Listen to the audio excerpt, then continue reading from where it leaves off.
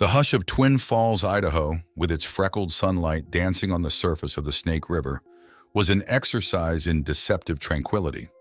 Nestled within this pastoral serenity was Leo Brennan, a man of muted words and a countenance etched with the melancholy of years.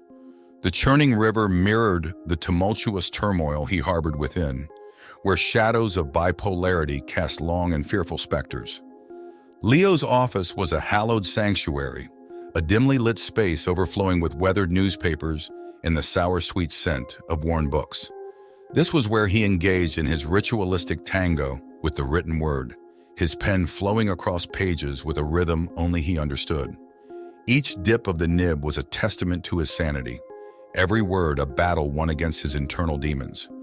In his world, where he grappled with the pendulum, swinging between manic enthusiasm and deep depression, the sudden disappearance of local school children was a haunting anomaly. He was called to investigate this mystery not by his fading journalistic ambition, but by an intrinsic, humanistic urge to protect. Clara, his niece, a vibrant presence in his otherwise gray life, was a student at the same school. The story begins with him visiting the school, a specter of a once vibrant institution, now shrouded in a veil of uncertainty. The chipped wooden desks, the abandoned backpacks, the silence that hung like a heavy curtain.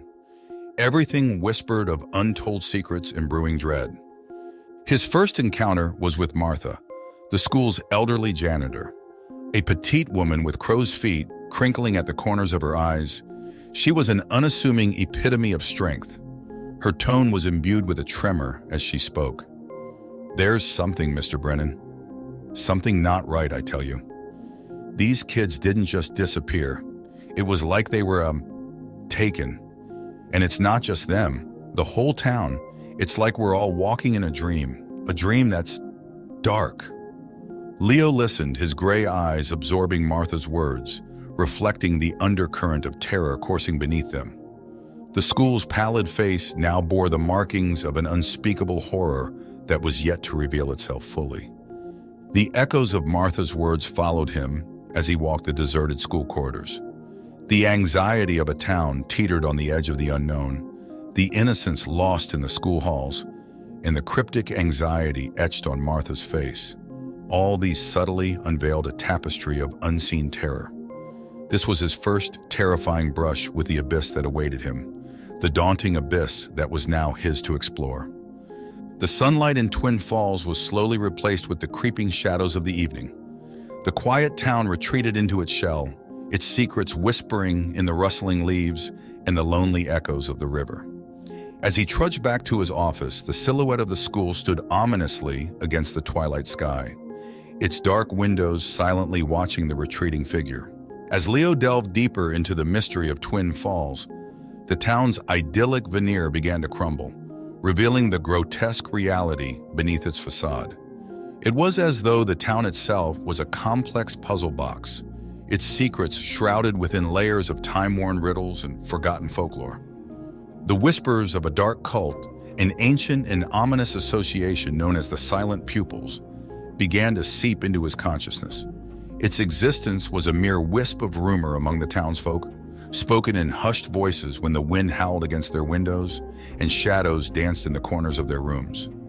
Sitting in the dim glow of his office lamp, he traced the lines of an old town map, his fingers ghosting over the aged paper. His research was an intricate waltz with his manic episodes, an embrace of hyper-focused energy that allowed him to pull at threads of information that others might overlook. Each encounter with the townsfolk was like piecing together a jigsaw puzzle. There was old Harold, the town's historian, who amidst bouts of wheezing and bouts of coughing, would reveal tales of ancestral ties to a secret society. "This town, Leo," Harold rasped, "it's got secrets older than the hills. The Silent Pupils. They've always been here, hiding in plain sight." The paranoia of the unknown began to spread its tentacles around Twin Falls, its vice-like grip mirrored in his intensifying bipolar swings. Yet he remained committed to his quest, resolute in the face of the encroaching darkness.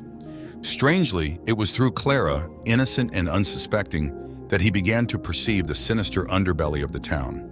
The child's dreams, once filled with laughter and the scent of summer, were now marred by shadowy figures and incomprehensible symbols. Her tear-streaked face was a stark reminder of his purpose, fueling his resolve to expose the unseen menace. He found himself standing at the precipice of a startling revelation. An ancient book, almost crumbling under the weight of its years, yielded a cryptic dialect that linked the symbols in Clara's dreams to those associated with the Silent Pupils. His heart pounded in his chest like a war drum, signaling the beginning of a new, terrifying chapter of his investigation. As Leo found himself plummeting further into the abyss of the town's haunting secrets, the air of Twin Falls seemed to thicken with an unspoken dread. The Silent Pupils were not just a fragment of folkloric history. They were the invisible puppeteers of the town's present terror, their strings reaching into the nightmares of its innocent children. Guided by the cryptic symbols from Clara's dreams and the ancient book's revelations, his path led him to the school's long-forgotten underground labyrinth. This cold, dank, subterranean expanse, untouched by the warmth of the sun, reverberated with whispers of bygone rituals and eerie silences. The labyrinth was a sinister maze of dread, its stone walls adorned with disturbing frescoes depicting cosmic entities and ritualistic sacrifices. The air tasted of fear and ancient incantations, of countless tears shed and pleas unheard. The labyrinth held a mirror to his tortured psyche, each cryptic symbol, each disturbing fresco, each echo of dread resonating with the familiar torment of his own mental chaos. Here, Leo was not just battling the unseen external terror, but was at war with the demons in his own mind. The world above and the world within him blurred into one, a swirling vortex of cosmic horror and personal despair. His encounters within the labyrinth were devoid of human warmth. His only companions were the flickering flame of his lantern and the shadows it cast, dancing like grotesque specters on the ancient stone walls. However, a chance discovery of ritual remnants, small, faded garments, and abandoned toys ignited a desperate urgency within him. The realization hit him like a cold wave. The children were not merely missing, they were being used, their innocence a gruesome offering to an unspeakable horror. In the dank solitude of the labyrinth, he clung to the thread of his sanity. His only anchor in this descending madness was Clara, her safety becoming his singular beacon of hope amidst the dark. The visions of her tearful face and her cryptic nightmares became fuel to his courage, an antidote to his despair. He discovered a ceremonial altar at the labyrinth's heart. The stone was stained with an age-old darkness that refused to be washed away, a grim testimony to the countless rituals it had witnessed. The terrifying realization dawned on him. Clara was next in line for this ghastly ritual.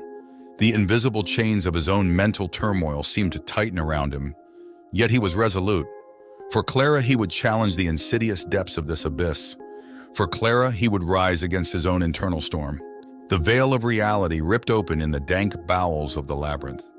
With every step deeper into its monstrous belly, Leo bore witness to the cosmic entity that the Silent Pupils worshipped, an eldritch abomination pulsating within the seams of existence.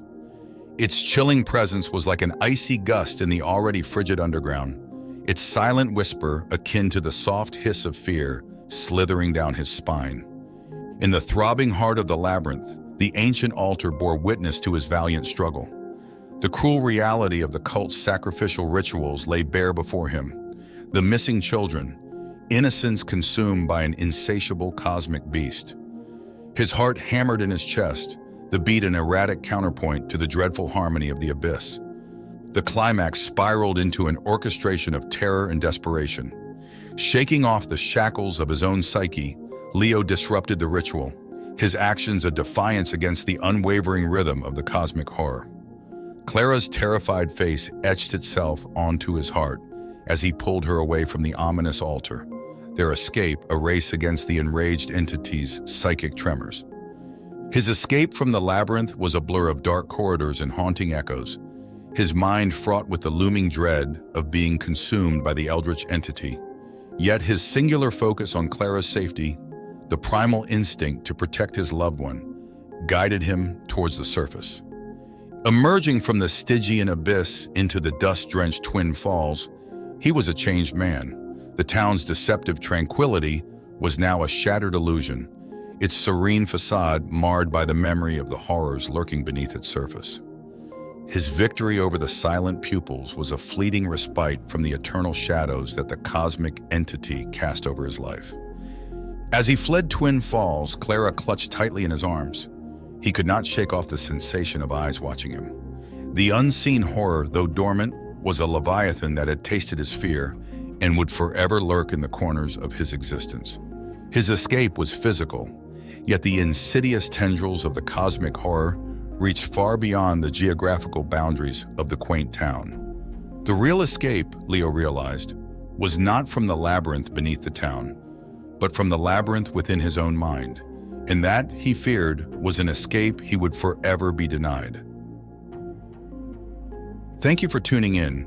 If you enjoyed our content, show your support with a like and subscribe, and stay notified by hitting the bell icon. Expect more cosmic horror from Eldritch Tales Factory, and feel free to explore our other stories. See you in the next video.